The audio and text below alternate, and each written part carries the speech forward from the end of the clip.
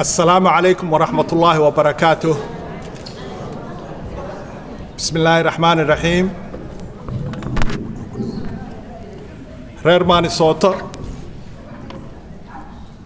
waxaan idinka mahad celinayaa waqtigiina qaaliga ah ee aad ku soo ajiibteen munaasabadan.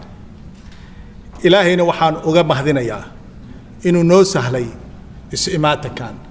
aad baad u mahadsantihiin dhammaantiin walaalayaal.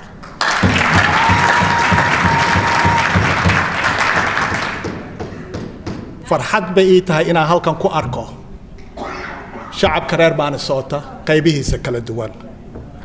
waxaan si gaara ugu mahad celinayaa dadka ka soo safray gobollada kale oo Mareykanka iyo qaaradaha kale ee adduunka.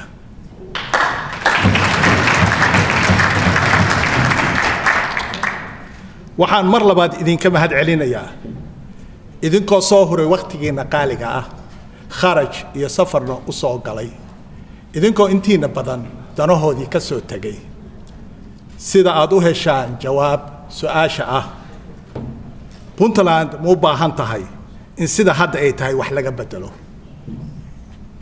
waxaan isdul taagayaa dhowr arrimood oo muhiim ah oo iftiinin doona jawaabaha su'aashaas ayna tahay in loo sheego sida ay u kala horeeyaan, kuwaasoo ah dowlad wanaagga, nabadgelyada, cadaaladda iyo saraynta sharciga, dhaqaalaha, waxbarashada iyo caafimaadka. haddaan ku bilaabo dowlad wanaagga, dadweynaha reer Puntland waa inay u fahmaan inay iyaga dowladdu ka bilaabato kuna dhammaato. dowladdu waa shacabka, shacabkuna waa dowladda. waxa keena dowladda shacabka. marka walaalayaal, dowladdu waa inay shacabkeeda u adeegtaa, ma ahan inay u soo shaqo tagto.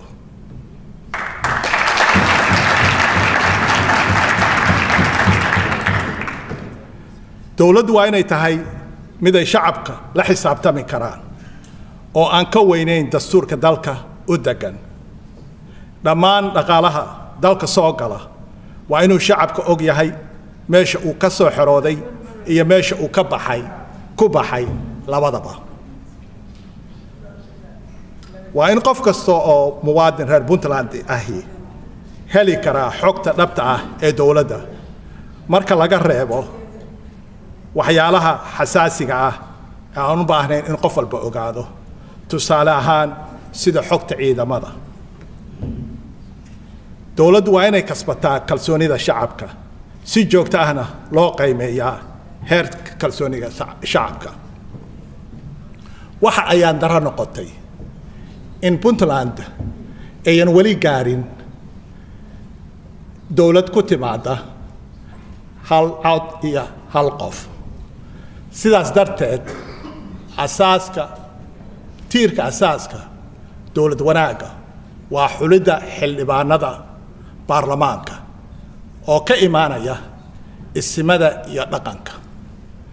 doorashada soo socota hadduu Ilaahay yidhaahdo 2019 January 8. waxaan jeclahay inaan xasuusiyo isimada iyo shacabka reer Puntland, weliba hoos aan ka xariiqo kelimadan soo socota oo ah ayaha dhulkeenna inuu ku xiran yahay xildhibaanada ay soo doortaan. xildhibaanada la soo xulay waa inay ku dheehan tahay daljaceyl, wadaninimo, isku filaan, aqoon, maskax iyo alla ka cabsi dhab ah, iyaga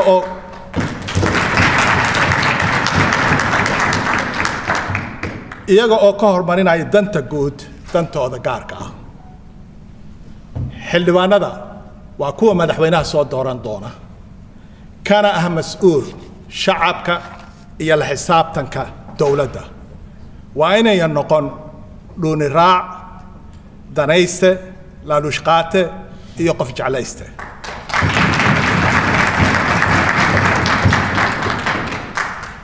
qodobka labaad aan caawa rabo inaan ka hadlo waa nabadgelyada. waad la socotaan haddaysan nabad jirin nolol ma jirto nabaduna waa asaaska nolosha waad la socotaan nabadgelyada Puntland hadda